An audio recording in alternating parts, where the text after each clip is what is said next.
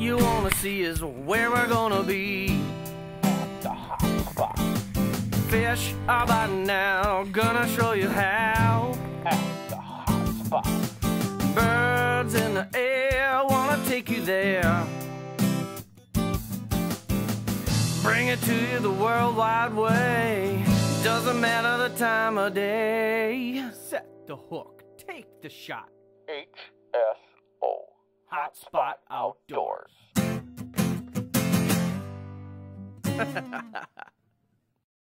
Hi folks, it's Wayne Eck, Chad Peterson. We're out on a lake and up by Alex, and we're going to show you some of the techniques for flipping heavy millfoil. I'm going to rig a line here, but before we rig it, I want to go over it. This is a 5/0 wide gap hook. These are some bobber stops. Most of you are going to recognize them. The walleye guys use them. We're going to put that on next. Then we're going to put on a single barrel rattle.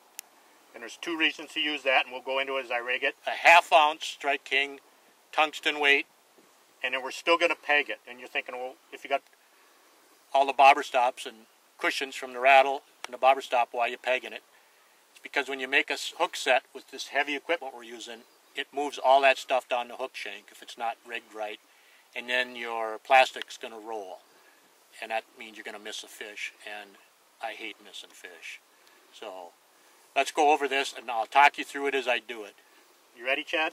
You got it. All right.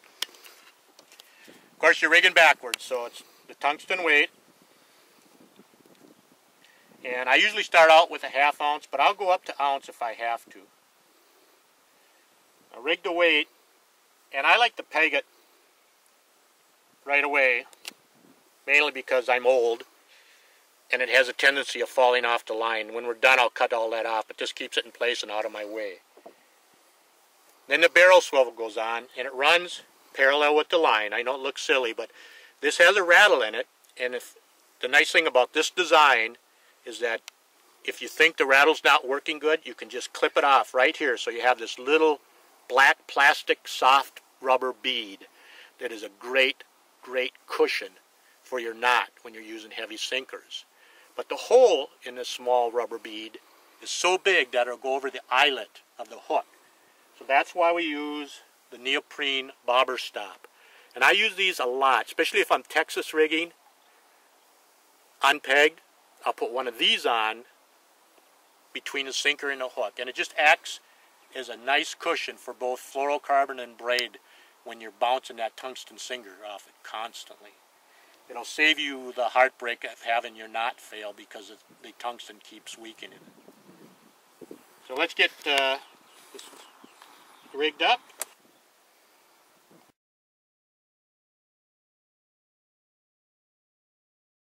Alright, we've got it rigged, but it's not set tight yet. So, the hook, 50-pound braid power pearl, you slide that little neoprene bobber stop down to the hook. Then, take the barrel rattle, and you're going to see what I mean here. See it? It just slides right over that little tungsten, that little neoprene weight. And that keeps it. Now it's up in there, and it won't come down over your hook shank and push your plastic down. And I'm going to pull, and these are plastic bobber stops. I don't like to use toothpicks even if I'm using braid, and I certainly don't like to use them when I'm using fluorocarbon. Let's pull it up in there a couple times, cut it off at the back and at the nose.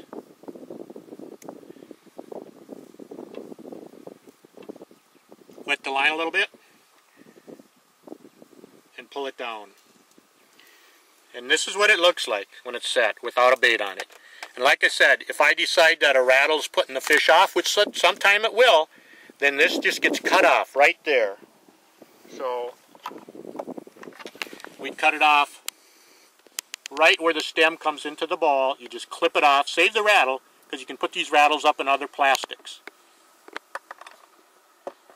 Now for rigging, I'm rigging the Strike King Rodent. It's the Perfect Plastic by KVD. And my favorites are Bama Bug, green pumpkin, which we're going to start with today, and summer craw. I usually start off with green pumpkin. It's of the three, it's the most subtle. Now that's a 5/0 hook we rigged up, and everybody's going, "Oh my God, that's a big hook." That's because we intend to catch big fish. So in to the bend of the hook, out, up the shank, and if you look at it, you haven't got a lot to play with here now. You've got probably a 1/4 of an inch before you're past your plastic. So bend it back, put it in, and then skin hook it. So this is what it looks like rigged.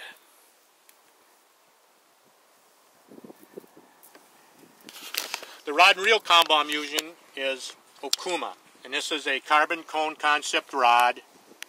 This one here is the one that I use a lot for heavy pitching. It's a C3 4X, and it's a 7'2",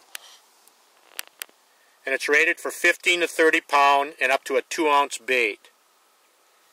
The reason I like this rod, it's got an extremely fast tip, and it transitions into the backbone of the rod immediately. The hook sets, when you're, as you'll see, hopefully you'll see, when we get pitching the milfoil, are almost vertical. It's straight up and down, and that's what you want. You want to get those fish turned and their nose coming towards the surface. And you'll see me, I'm sure you see me muff a couple of them today. But we're rigged, 50-pound braid. I've gone as high as 65-pound braid. This is Power Pro. It's usually what I use for flipping when I'm in heavy cover. And I transition back and forth between 65 and 50, and it seems that 50 is a little easier to handle, both for the rod, the reel, and me. So we're rigged. Let's go see if we can't stick this in some fish's mouth. Hopefully it'll be a bass, not a muskie, not a walleye, not a dogfish, though I do like catching dogfish. Give us a few minutes. We'll get set up on the milfoil. We'll show you what the milfoil looks like from the surface. I'll reach down and grab some for you and show you what it looks like in your hands. And then hopefully you'll see the whole front of this boat be full of milfoil from fishing. Talk to you later. Give us a few minutes. All right, we're back. We had a short break. Chad needed a burger and a beer, so we went and got it. I told him we missed the best fishing time, but no, he wouldn't listen. So what we got here is a big flat. And Chad will pan out. You'll see there's some deadheads. Actually, on this flat, there's a lot of deadheads in the water. There's Eurasian milfoil, coontail, and curly leaf cabbage. But we're going to start out with the milfoil. It's been sunny. It's a high pressure zone for the last 2 days. And right now, 2 days of even high pressure is stable weather. So we're going to try the milfoil. It's probably close to 1 o'clock in the afternoon, so they should be tucked up tight in the milfoil. We'll give this first patch going over and see if we can get something. Before we get up in the thick of the stuff, I want to show you what we're doing here. Before we even get started, this is flipping. When you hold it like this, and you just put it out there real easy and drop it down, it's a great shallow water presentation, but we're 9 foot of water. I'm 5'9". My arms aren't long enough to flip, so I have to pitch. So that's flipping.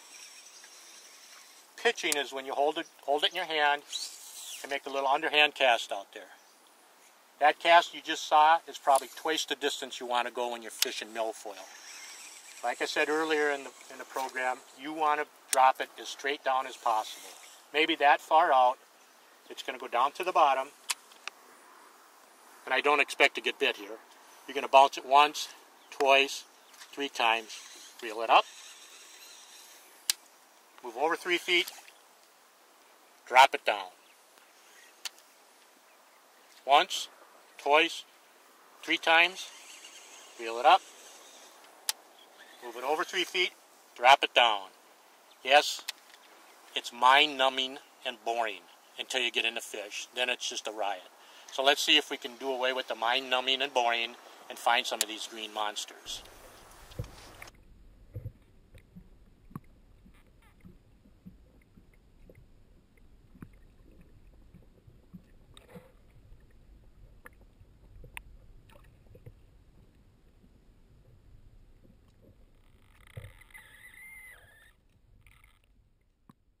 Chad's showing you now how much shallower the millfoil has gotten. We're up into probably 4 foot of water now, and the millfoil is climbing towards the surface.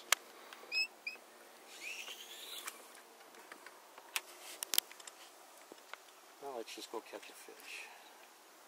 Here we go.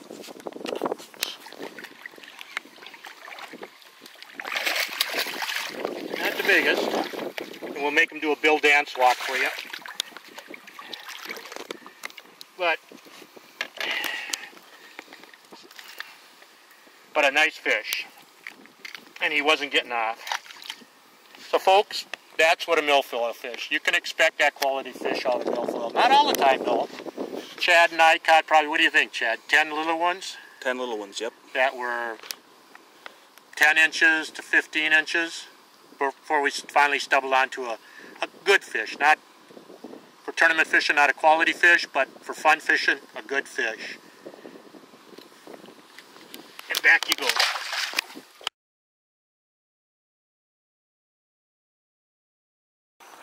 Chad and I just pulled off of the lake here, and it's a milfoil lake, and we know with the new invasive species laws how strict they get. But crawling underneath this beast or trying to get down the sides of this ranger can be a problem at times. And I'm old, and because I'm old, I'm lazy, and I can't get anybody to crawl underneath there for me. So, and Dietz is never around when you need him. But, so I thought, what worked? So what I did was got an old, cheap, extended paint roller, chipped off the plastic round part here, and the reason I chipped it off instead of tearing it off is I want that little washer to stay on there, so I can just reach underneath the boat, hook a weed, and pull it off. And it extends out. I probably got 19 bucks invested in this poor thing, and it's saved my back and dirty elbows many, many times.